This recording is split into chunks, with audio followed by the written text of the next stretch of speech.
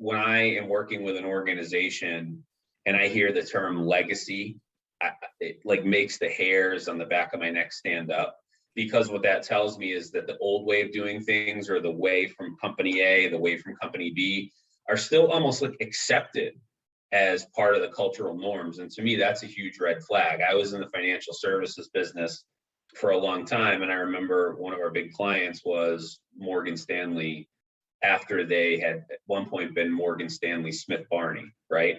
And you'd always hear the different offices of financial advisors referred to as, well, that's a legacy Smith Barney office, or that's a legacy Morgan Stanley office. And to their credit, they knew that they had to fix that right away, because if you were a client going into one of those offices, you were hearing very different things. You were being serviced in a very different way, as a very different type of culture. And thankfully, they were able to, well, within a couple of years of that, really reinvent it under the Morgan Stanley way and the Morgan Stanley brand. But, on a smaller scale, that happens all the time.